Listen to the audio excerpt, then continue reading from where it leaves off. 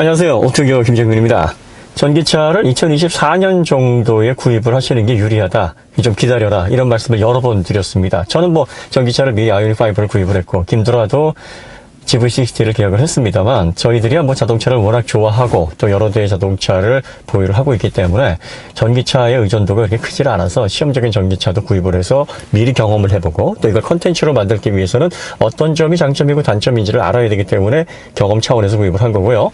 전기차를 보다 오래 그리고 효율적으로 또 실리적으로 이용을 하시려는 분들은 2024년 정도가 아마 장기적으로 사용하기에 좋은 적합한 성능의 전기자동차가 만들어지고 출시되는 원년이 되지 않을까, 저는 그렇게 생각을 하는데, 가장 결정적으로 전기자동차는 전자장치와 소프트웨어 완성도가 매우 중요합니다. 기존의 메커니컬 기반의 내연 자동차와는 달리 이 소프트웨어와 전자장비의 의존도가 굉장히 높고, 그 가운데에는 OS 그리고 AP 또 GPU MPU 이런 성능들이 전기차의 만족도를 굉장히 크게 좌우하게 될 겁니다.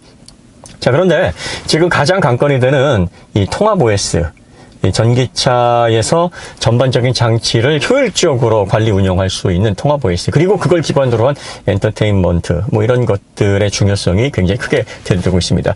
점점 자동차의 모니터가 커지고 있어요. 자동차 모니터가 처음 탑재된 건 1990년대 프리미엄 모델에 한정적으로 4인치, 5인치가 적용이 되다가 7인치가 2000년 초반대 표준으로 자리를 잡았죠.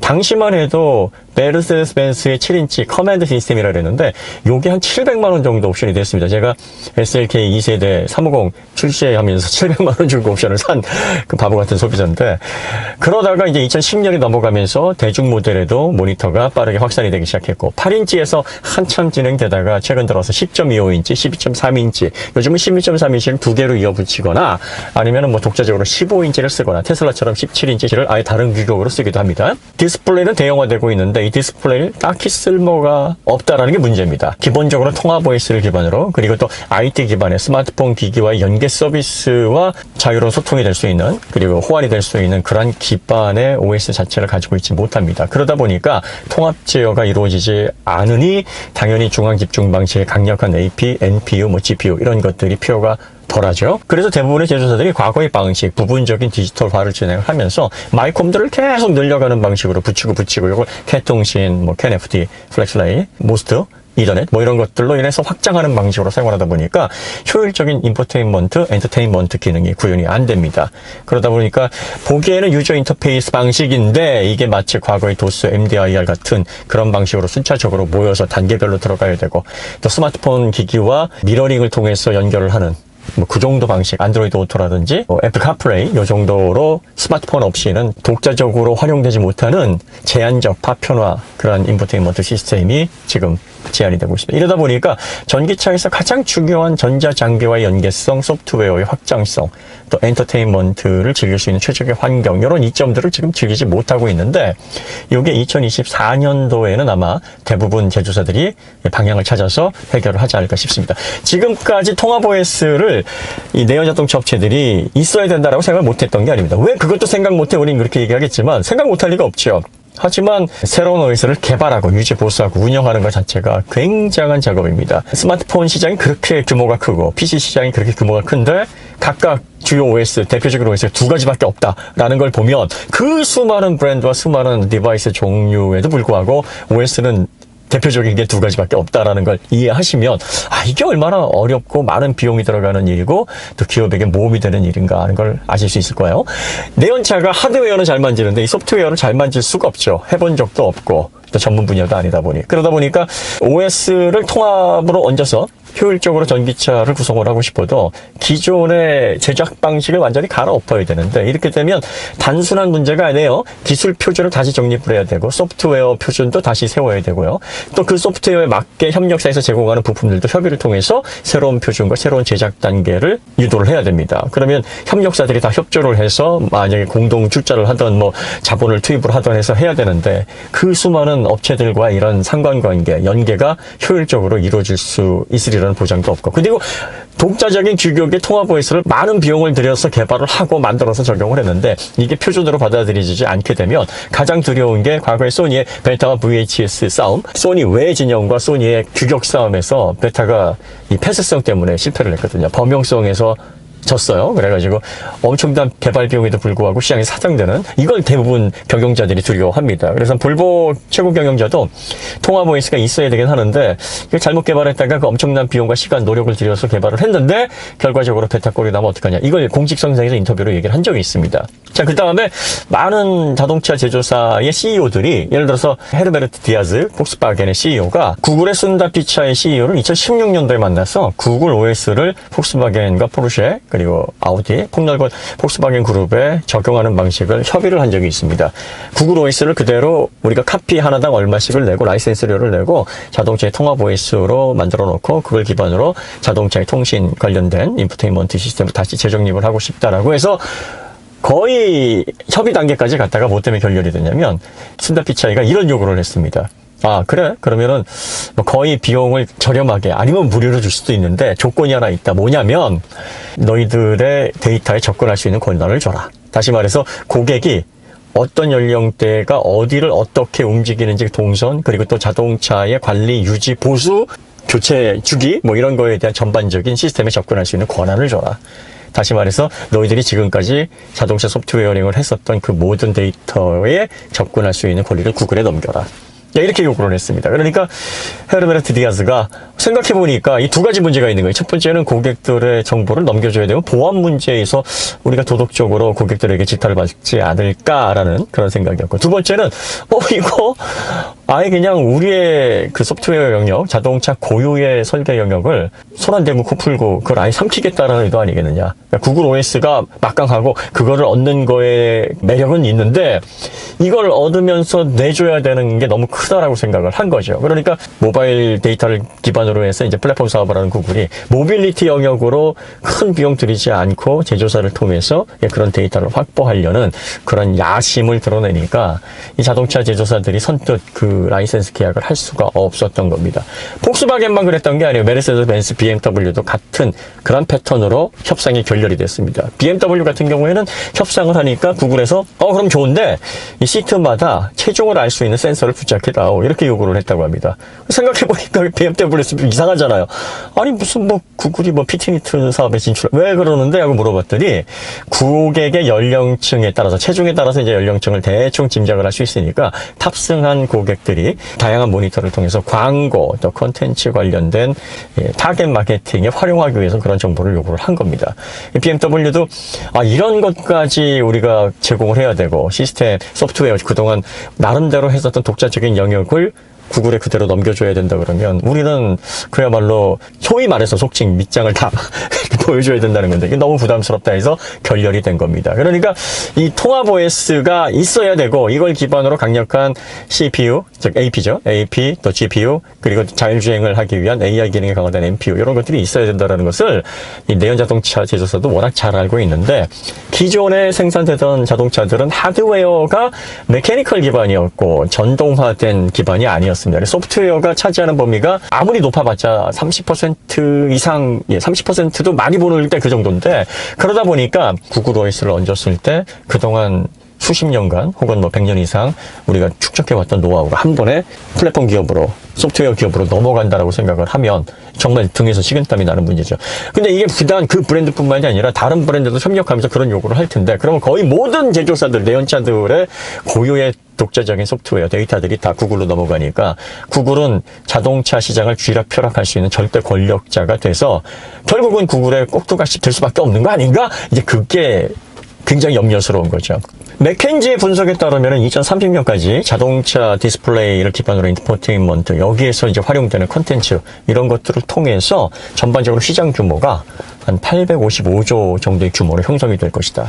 자동차를 움직이는 그리고 또 역으로도 활용되니까 레스토랑 광고라든지 아니면 병원 광고라든지 그 외에 자동차의 각종 부품을 교체하는 교체 주기를 알려주는 광고라든지 그 외에 라이프 사이클에 해당하는 다양한 형태의 광고들 그리고 또 금융 서비스, 또 자동차 통신 모듈을 이용한 결제, 이런 것들에 대한 종합적인 시장 규모가 그 정도 된다는 겁니다. 그러니까 구글이 이런 맞춤 서비스를 통해서 그 시장을 가져가고 싶어 하고 또 확대하고 싶어 하기 때문에 그런 데이터를 원하는 건데 자동차 기업도 그런 거 하고 싶지 않겠습니까?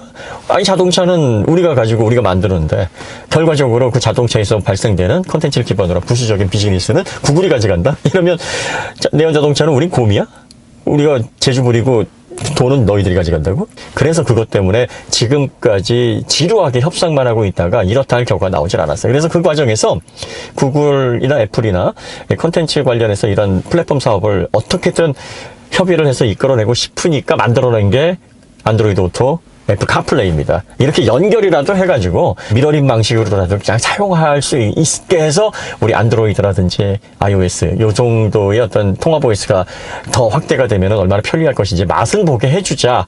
이게 궁여지책으로 나온 건데 앞으로는 이러한 협상들이 이제 본격적으로 진행이 될 거고 그 다음에 이제 테슬라가 AMD의 RDNA GPU를 공급받기로 돼 있는데 그 성능이 10테라플롭스면 이제 플레이스테이션 5 그 다음에 엑스박스 그 정도 성능입니다. 그러니까 자동차에 들어가 있는 GPU가 이제 게임 콘솔화돼서 다양한 콘텐츠를 이용할 수 있다라는 그 수준까지 올라가는 건데, 근데 내연 자동차도 통합 OS가 들어오면서 그걸 기반으로 스마트 기기와 종합적인 연계 서비스를 하면서 이렇게 엔터테인먼트 부분에서도 성능을 강화해서 편의성을 제공하는 이런 부분 신경을 쓰고 있습니다. 지금 삼성이 시스템 반도체 분야에서 엑시노스를 활용해서 적어도 7나노 공정에 해당되는 APU와 GPU, 강력한 성능의 GPU를 공급하기 위해서 준비를 하고 있고요.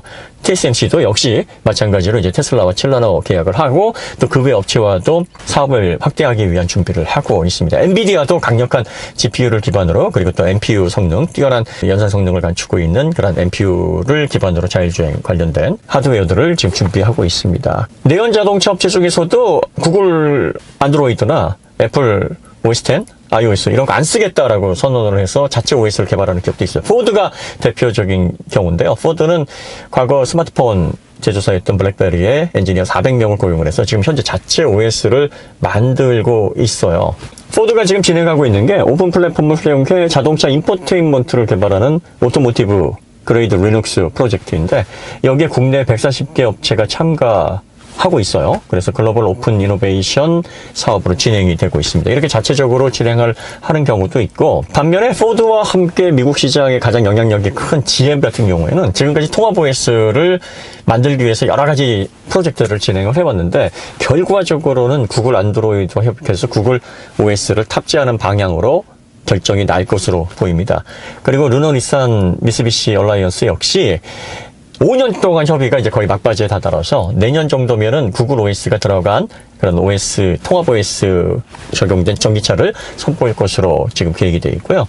그 다음에 볼보는 아예 선언을 했습니다. 볼보는 새로운 OS 개발하기에는 너무 부담이 크다. 볼보 CEO가 과거 소니의 베타, VHS의 경쟁을 들어서 우리가 표준이 안 되게 되면 그동안 통합 OS를 개발하느라고 많은 비용과 시간을 들인 그것이 너무 위험성이 크기 때문에 구글과 협약을 해서 내년 정도에 구글 OS가 들어가 있는 통합 OS를 적용을 하겠다. 자, 통합 OS가 들어가게 되면은 아무래도 이제 중앙 집중 방식으로 인포테인먼트든 엔터테인먼트든 관리가 되게 돼야 됩니다. 이렇게 되면은 이제 AP 성능 올라가게 되고요. 또 자율주행이 앞으로 2023년도쯤이 이제 레벨 3가 시험적으로 시행하는 그런 단계 시작점이라고 보여지는데 레벨 3만 해도 NPU 성능이 굉장히 뛰어나야 됩니다.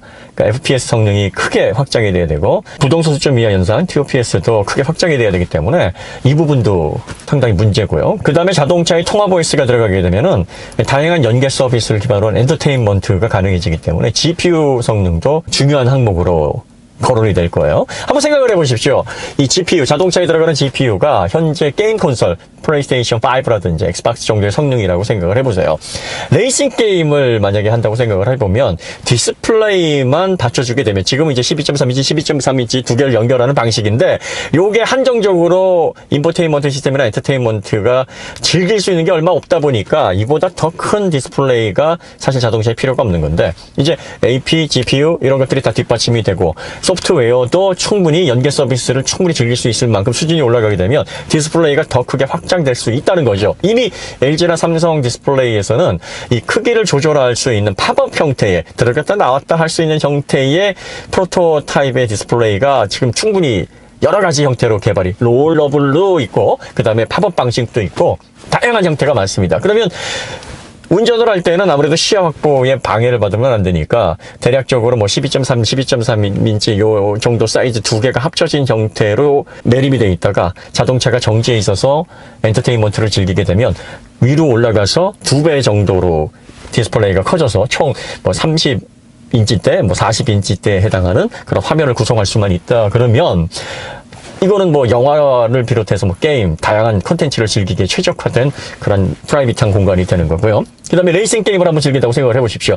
강력한 GPU를 기반으로 레이싱 게임을 즐길 때 자동차의 레이싱 게임을 즐기기 위한 최고의 장치들이 다 있어요. 가속 페달 있죠. 브레이크 페달 있죠. 스티어링 휠, 아주 완성도 높은 스티어링 휠 있죠. 각종 조작 버튼들 있죠. 게임이 얼마나 현실적이 되겠습니까? 자동차에 앉아서 화면을 보면서 내가 뉴르부르크링 노르트 스라이페를 달리는 그런 멋진 영상을 내 차로 간접 경험을 할 수 있는 그런 시대가 이제 열리게 되는 건데, 이때가 이제 어느 시점이냐면 대략적으로 2024년도가 되면 AP, GPU, NPU 그리고 거기에 맞는 통합 OS가 맞춰져서 자동차 인포테인먼트와 엔터테인먼트가 지금과는 개념이 다르게 확장이 될 것이다. 이렇게 되면은 전기차의 활용도가 그야말로 움직일 때 효율성뿐만이 아니라 이렇게 정지해 있을 때 주거 공간으로서, 개인의 오락 공간으로서 자동차가 대략적으로 이 평균을 내보면 자동차를 실제로 운영하는 시간은 1시간 이상을 넘기질 않고요.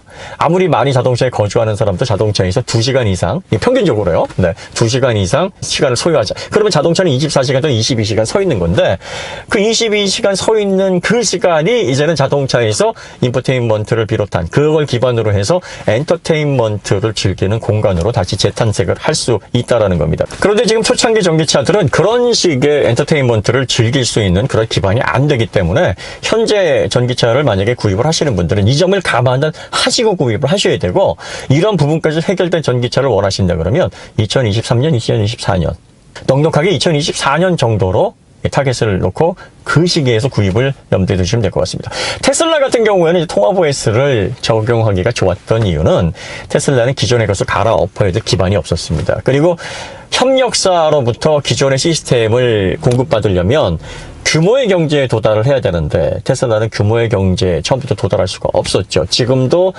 협력사를 거느리기에는 규모의 경제 면에서는 구조적으로 좀 어려운 환경입니다. 그러다 보니까 테슬라에 맞는 독자적인 규격, 또 새로운 형태의 설계, 그리고 앞으로 미래를 보니까 자동차가 이런 방향으로 발전할 것 같으니 통합 OS를 통해서 주한 컨트롤 방식으로 중앙 집중으로 해서 이 자동차를 관리할 수 있는 그런 설계를 처음부터 적용하면 좋겠구나 해서 시작을 한 거고요.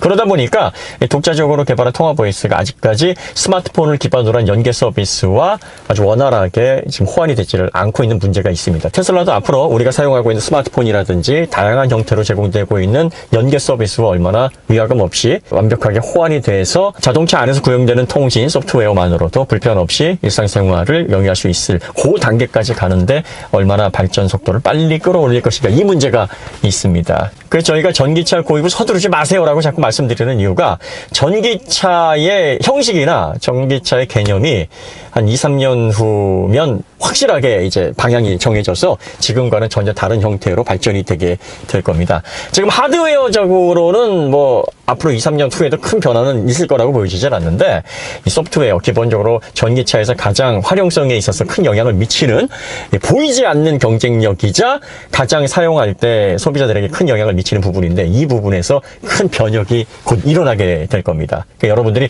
그걸 지켜보셔서 앞으로 진보된 형태의 통신, 진보된 형태의 소프트웨어, 진보된 형태의 인포테인먼트가 적용된 전기차를 통해 만족도를 더 길게 가져가고 싶으신 분들은 조금 기다려야 되는데, 어떻게 기다려야 되느냐? 기존에 가지고 있는 내연차 혹은 뭐 새로 구입한다 그러면 한 3천에서 5천 사이 대중차, 하이브리드 뭐 이런 것들을 통해서 길게는 4, 5년, 짧게는 한 2, 3년 이렇게 해서 앞으로 전기차의 발전 방향을 좀 지켜보시면서 선택을 하시면 보다 만족스러운 결정을 하시는데 큰 도움을 얻으실 수 있다라는 말씀을 드리는 겁니다.